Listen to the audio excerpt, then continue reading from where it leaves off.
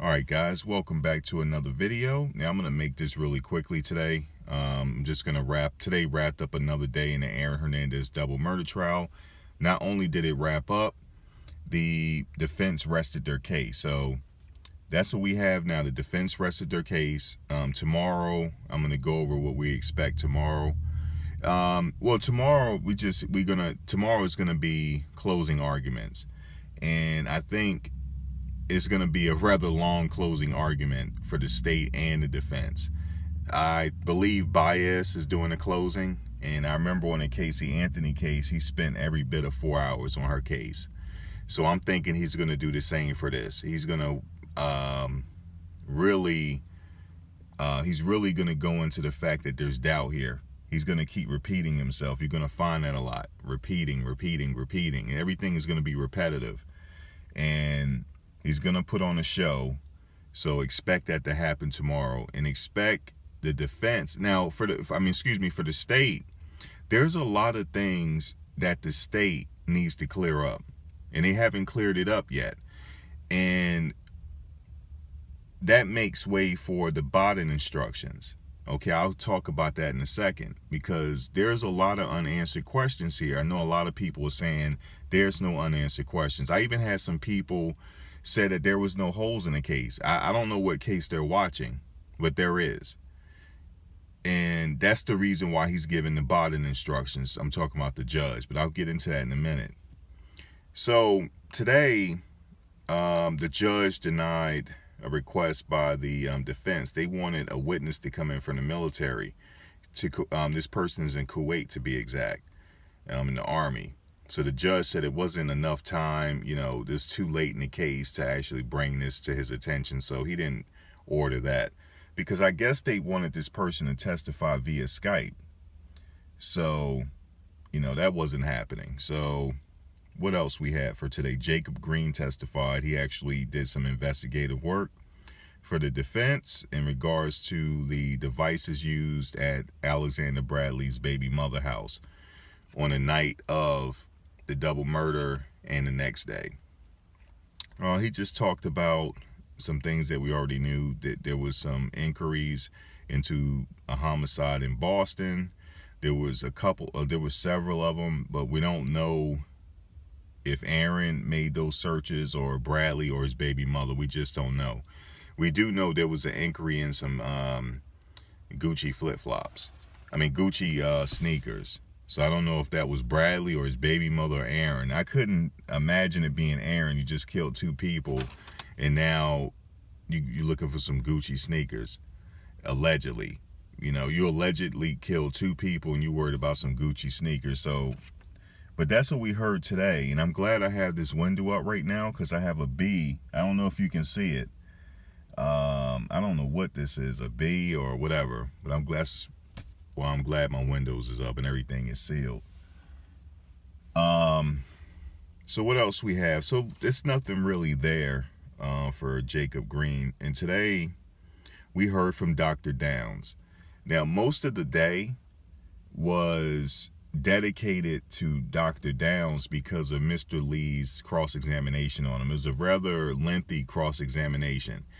The reason being is because Dr. Downs said that it could have possibly been 6 shots. That's why. And Mr. Lee was trying to say, how do you know it could have been 6 shots? You don't know.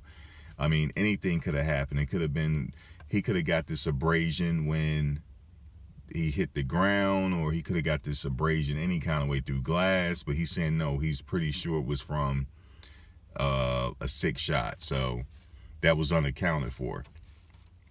And Dr. Downs didn't back down. No pun intended. Dr. Downs didn't back down. He was a very solid witness. He knew his stuff. I didn't have any complaints with him. I just thought it may be a little overkill for the defense at this point. Okay, 6 shots, 5 shots. Okay. We've heard the 5-shot scenario. But let me tell you why. Tomorrow is closing arguments. This is what we know. We know tomorrow, I expect the state to try to bring all this together, because there are things are missing there. Like, for example, Alexander Bradley said that Aaron ditched a weapon.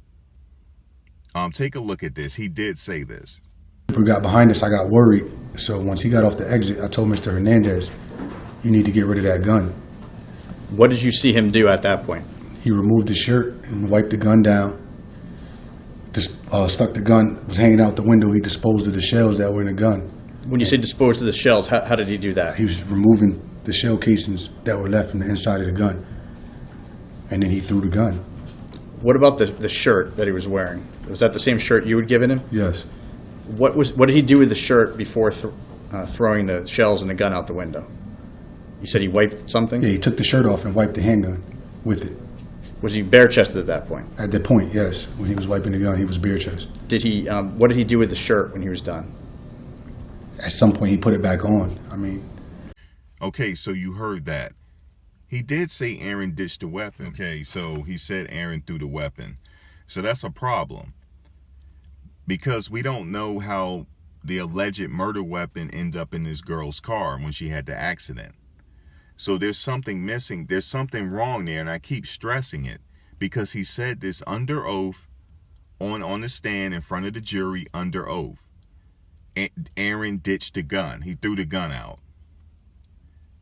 So, and then he alluded to the fact that the murder weapon that's in court was not the weapon. So there's doubt there. So the prosecutor never really answered those questions. That's where the Biden instructions come in at. And, basically the jury is going to be told there's flaws in the investigation. Well, if the jury believes that there's flaws in the investigation or unknowns, they can draw their own inferences from that. I don't know if that's going to work for the defense or against them. I don't know. So there were a lot of things left out here. There were 3 surviving victims. We only heard from 2. Where is the other victim? What happened to him? He disappeared. And here's another thing that I want you to consider. There's 3 surviving victims, right? 2 of them all 3 of them talked to the police. All 3 of them. So the interview with the victim that didn't come to court, the police did talk to him, because you remember Sanchez said that he got with his friend and they went down to talk to the police the next day. So the police talked to him. The police talked to him. So how come we can't? So the police did talk to this young man, but we can't hear that information in court because I don't know where he is. Okay, so the jury is left guessing again. So that's all I have to say for today. I'm just going to leave it there. Tomorrow we're going to have closing arguments. I think they're going to take I think that's going to last all day. Some closing arguments, 1-2 hours tops usually. But I think Bias is going to go 4 hours. I really think he's going to go 4 hours. So we'll see. So tomorrow you're going to have closing arguments. Then the jury is going to get their instructions. And the judge said that he's going to give instructions on the closing arguments as well, because he's leaving it up to both sides to interject during closing arguments. That usually don't happen, but because they did have a meeting today about it, he said you're allowed to object if you want to. So that may happen, especially with Baez. Baez is going to go 4 hours, I think. But let me know what you guys think. Tomorrow, this is it. After closing arguments, the jury going to get the case. So I think I kind of know where a lot of you stand with this. So as of right now, I know where a lot of you stand. A lot of people think different things. It's like kind of 50-50 right now. But I appreciate all the comments. Somebody told me, I just want to say this really quickly, that the judge did say that I think the judge is going to allot 90 minutes to the prosecution and the defense in closing argument. So that's 3 hours. So we'll see. I know Jose Baez is going to take every bit of that 3 hours. So I just wanted to say that. Yeah, so I do appreciate the comments, and I will be following the Stephen Jones case. That's out of Arizona. So they're starting today. I haven't heard opening statements from that case, but they said opening statement is going to be today. But all right, guys, enjoy your comments as always. We'll see what happens tomorrow. All right, guys, if you like my content, please share with your family and friends, and also don't forget to hit the subscription button. Until next video, take care.